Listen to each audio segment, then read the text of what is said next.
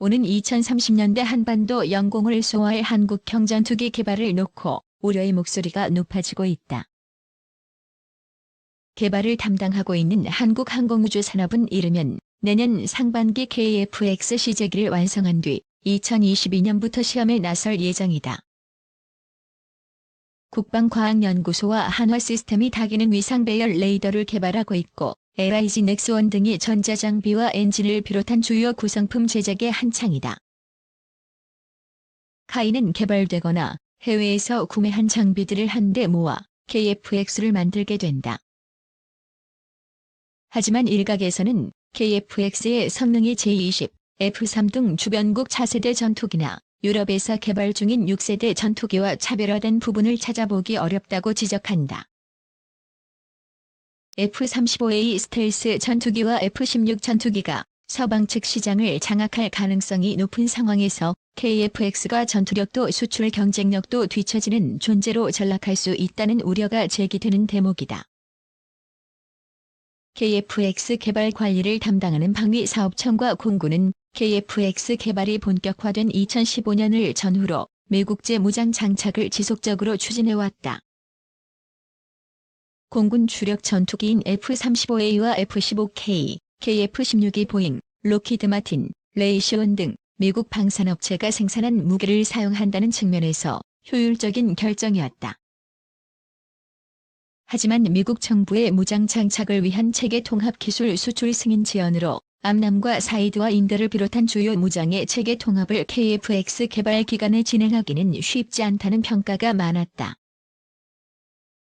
이에 따라 KF-X에는 우선 영국 MBDA의 미티어와 독일제 AIM-2000 공대국 미사일을 장착, 체계 개발과 시험 등을 진행하게 된다. 군 당국은 이와 별도로 KF-X의 미국제 무장을 조기에 사용하는 방안을 추진하고 있으나 여의치 않은 것으로 알려졌다. 더 큰 문제는 KF-X 장착이 거론되는 무장들이 뚜렷한 특징을 갖추지 못하는 데 있다. 암남과 사이드와 인더, 합동정밀 직격탄을 비롯한 주요 항공 무장은 F-35A나 F-15K에서도 쓰이고 있다. 전투기가 공중전에서 제 성능을 발휘하려면 첨단 항공 무장이 필수다.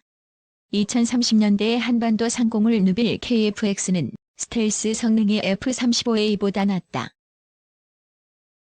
그런데도 항공 무장은 F-35A와 별 차이가 없다면 실제 전투력은 F-35A나 개량형 F-15K보다 뒤떨어질 가능성이 적지 않다.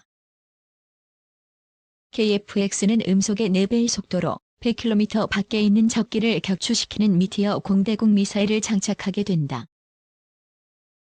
AESA 레이더의 발달로 전투기들의 공중전이 먼 거리에서 이루어지는 점을 감안하면 적절한 선택이라는 평가다.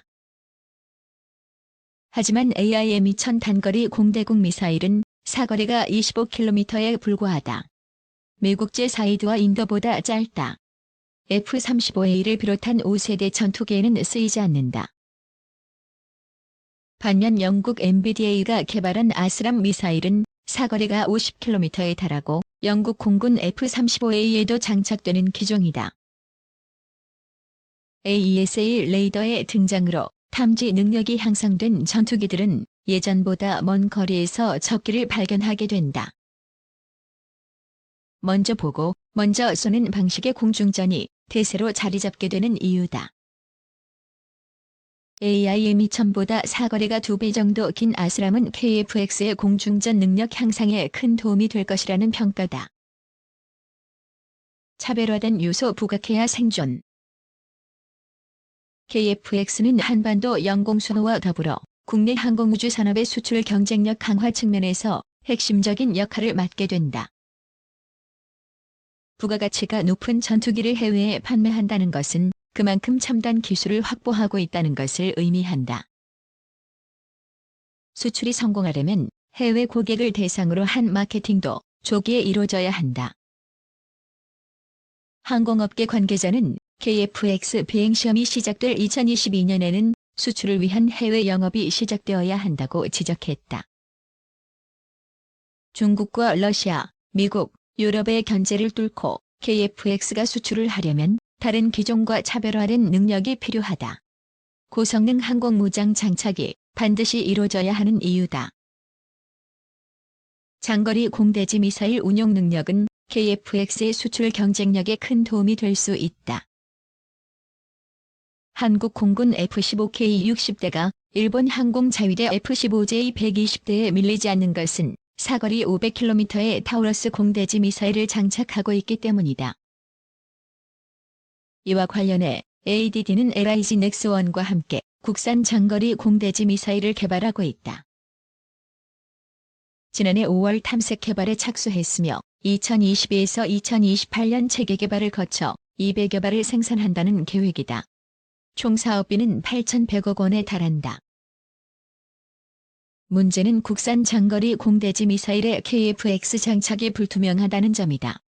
우선 개발 기간이 지나치게 낙관적이다. 타우러스는 스톰 섀도우 장거리 공대지 미사일 개발 경험을 갖춘 영국 MBDA와 스웨덴 사부의 합작으로 개발됐다. 미사일 개발 및 전투기 체계 통합 노하우가 풍부한 두 기업이 힘을 합쳤지만 실제 개발까지는 7에서 8년이 걸렸다. 공대지 미사일 개발 경험이 거의 없는 ADD가 개발 기간을 맞출 수 있을지는 미지수다. 개발이 완료되면 KF-X의 미사일을 통합하는 작업을 벌여야 한다. 타우러스를 F-15K에 체계 통합했을 때 2에서 3년 안팎의 시간과 800억 원의 비용이 소요됐다. 국산 장거리 공대지 미사일과 KF-X는 현재까지는 실용화되지 않은 무기다. 실전 배치되지 않은 무기를 상호 통합하는 과정에서 얼마나 많은 시간과 비용이 소요될지는 추정조차 쉽지 않다. 우여곡절 끝에 체계 통합을 마쳐도 넘어야 할 산은 여전하다. 시험 발사를 통해 성능을 입증해야 하기 때문이다. 타우러스는 4년 동안 300회에 달하는 시험을 진행한 것으로 알려졌다. 타우러스 제작사는 전투기에 미사일을 장착한 뒤 이륙해 비행하는 과정과 발사 절차, 발사 후 비행, 목표물 파괴에 이르는 모든 단계를 철저히 점검했다. 특히 지상 표적에 명중하는 시험은 100여 회에 달할 정도로 많이 진행됐다. 도립 각도가 조금이라도 빗나가면 정확도와 파괴력이 크게 낮아진다. 이는 지하 벙커 파괴 여부와 직결된 부분이다. 거듭된 시험 발사를 통해 발사 각도와 속도 등을 확인하면서 기술적 개량을 실시해야 성능을 검증할 수 있다. 장거리 공대지 미사일은 일종의 비행체이므로 가망 인증도 받아야 한다. 하지만 이 같은 문제점은 깊게 고려되지 않는 것이 현실이다. 이에 따라 KF-X의 타우러스 제작사에서 개발 중인 단축형 타우러스를 장착해 수출 마케팅을 진행하는 방안이 설득력을 얻고 있다. 한국 공군이 운용 중인 타우러스와 비교하면 연료 탱크를 줄여 사거리를 400km로 단축한 것 외에는 동일한 성능을 갖고 있다. FA-50형 공격기에도 장착이 가능한 만큼 KF-X에도 사용이 가능하다. 적내륙 지역의 표적을 파괴할 수 있는 능력이 검증된 KF-X라면 경쟁 기종의 견제 속에서도 의미 있는 수출 성과를 거둘 수 있다.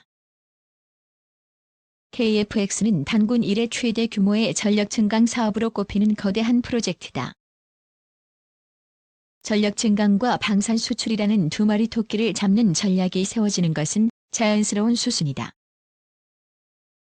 하지만 차별화된 능력을 갖추지 못한 무기는 우리 군도 외국군도 외면할 수밖에 없다. F-35A 수준의 스텔스 성능을 자랑할 수 없다면 다른 분야에서 능력을 발휘하도록 해야 한다. 영국의 템페스트나 프랑스, 독일이 공동 개발하는 6세대 전투기에 대해 전문가들은 전통적인 스펙보다는 기체에 탑재되는 장비나 무장, 시스템의 성능이 더 중요해지는 시대가 오고 있다고 전망한다. KF-X가 세계적 추세에 부합하는 전투기일까? 우리에게 진정으로 필요한 것은 한반도 상공을 수호하고 국내 항공우주 산업을 이끌 우수한 전투기다. T-50 훈련기 미국 수출 실패와 같은 일이 또다시 벌어지게 할 수는 없다. 우리 손으로 만든 전투기라고 홍보에 열을 올리는 대신 내실을 단단히 다지는 작업이 먼저인 이유다. 한국 KF-X 사업 차질로 공군 전력 공백 우려. 미국이 한국형 전투기 KF-X 사업의 핵심 기술 이전을 거부하면서 한국에선 공군 전력 공백에 대한 우려가 나오고 있습니다. 한국 군 당국은 대신 미국과 핵심 기술 이외의 21개 기술 이전을 논의하는 협의체를 만들기로 했다고 밝혔습니다. 서울에서 한상미 기자가 보도합니다. 한국 군 당국은 한국형 전투기 사업의 핵심 기술 이전을 미국이 재차 거부한 데 대해 한국 내 일부에서 제기되고 있는 굴욕외교라는 비판을 반박하고 나섰습니다. 4개의 핵심 기술 이전은 어렵지만 대신 미 한동맹 차원에서 한국형 전투기 사업에 필요한 다른 21개의 기술 이전에 대해 우선 논의하는 협의체를 만들기로 합의한 만큼 굴욕 외교는 아니라는 겁니다. 김민석 한국 국방부 대변인의 19일 브리핑 내용입니다. 한미동맹이라고 하는 차원에서 미국이 정부 차원에서 도와주기 위해서 워킹그룹이라는 것을 만들었고 이를 통해서 앞으로 협조를 해나가자는 입장이니까 상당한 성과를 얻어냈다. 이렇게 봐주시는 게 좋겠습니다. 김 대변인은 이어 한민구 장관의 미국 방문 배경에 대해 박근혜 대통령의 미국 방부, 펜타곤 방문을 수행하는 차원에서 동행한 것이며 한국형 전투기 사업을 전체적으로 감독하는 차원에서 한 장관이 미국 방 장관에게 한 번 더 기술 이전을 요청한 것이라고 설명했습니다. 박근혜 대통령의 미국 방문을 수행한 한민구 장관은 애슈턴 카터 미국 방 장관과 만나 록히드 마틴사의 한국형 전투기 사업 핵심 기술 이전을 요청했지만 미국 측은 핵심 기술 이전이 어렵다는 기존 입장을 밝혔습니다. 하지만 미국이 핵심 기술 이전을 거부함에 따라 한국 공군 내에서는 전력 공백 우려가 불거지고 있습니다. 한국 공군에 따르면 현재 한국 공군이 보유한 전투기는 올해 10월을 기준으로 420여 대, 이는 한국의 국책연구기관인 국방연구원이 판단한 한국의 적정 전투기 보유 대수 430여 대보다 10여 대 부족한 수치입니다. 또한 이는 북한 전투 임무기 820여 대의 절반 수준으로 수치상으로만 보면 남북한 격차가 확연하게 드러납니다. 물론 공중전력지수 차원에서는 한국 공군이 월등하지만 이런 전력 격차는 한국 공군의 전략적 측면에서 상당한 부담이 될 것이라는 게 군사 전문가들의 의견입니다. 한국의 국책연구기관인 국방연구원 부형욱 박사입니다. 북한 공군하고만 싸우는 게 아니라 북한의 장사정포도 제압해야 되고 북한의 미사일 전략도 제압해야 되고 방공 전략도 제압해야 하고 공중 우세권을 장악하는 것이 전쟁 초반에 재빠르게 이루어져야 되는 그런 상황이기 때문에 전투기의 질도 중요하지만 전투기의 양, 몇 대를 가지고 있느냐도 굉장히 중요한 사안이라서 공군 작전 수행에 있어서 적정한 전투기 보유 대수는 작전하는 사람들 입장에서는 굉장히 중요한 이슈죠. 게다가 한국 공군은 도입한 지 40년이 넘은 F5 계열 전투기 중 120여 대와 F4E 팬텀 40여 대 등 2019년까지 모두 160여 대의 노후 전투기를 차례로 폐기할 예정이어서 전력 공백의 우려가 더욱 커질 전망입니다.